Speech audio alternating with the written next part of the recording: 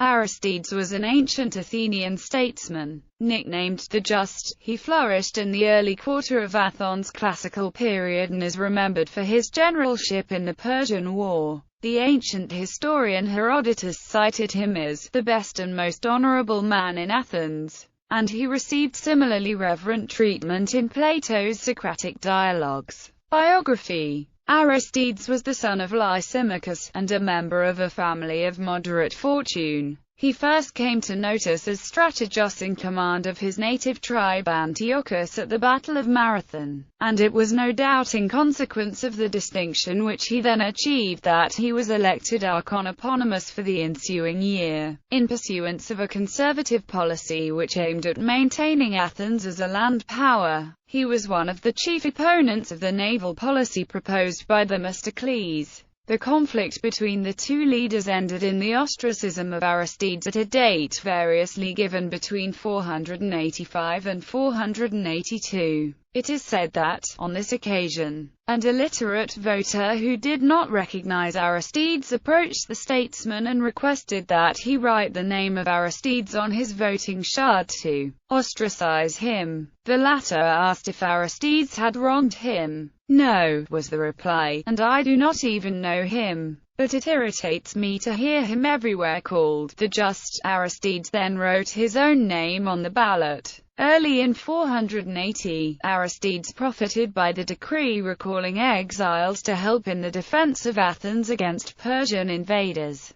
and was elected strategos for the year 480 to 479. In the Battle of Salamis, he gave loyal support to Themistocles, and crowned the victory by landing Athenian infantry on the island of Psytalia and annihilating the Persian garrison stationed there. In 479, he was re-elected strategos, and given special powers as commander of the Athenian forces at the Battle of Plataea. He is also said to have suppressed a conspiracy among some oligarchic malcontents in the army. He so won the confidence of the Ionian allies that, after revolting from the Spartan admiral Pausanias, they gave him the chief command and left him with absolute discretion in fixing the contributions of the newly formed confederacy, the Delian League. His assessment was universally accepted as equitable, and continued as the basis of taxation for the greater part of the League's duration. He continued to hold a predominant position in Athens.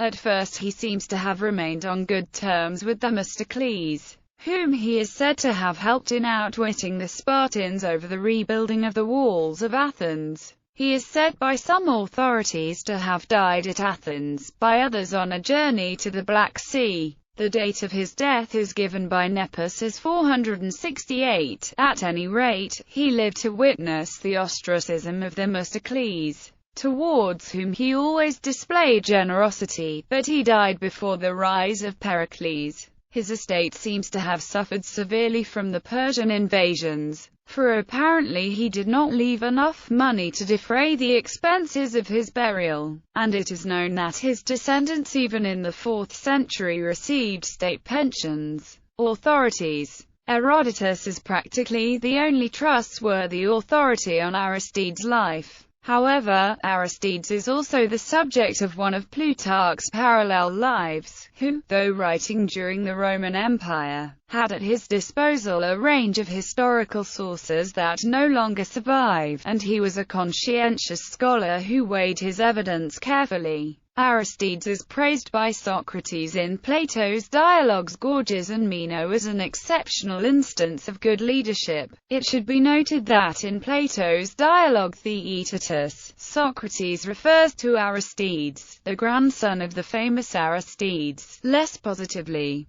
bringing him as an example of a student who leaves his care too soon and realizes later that he is a fool.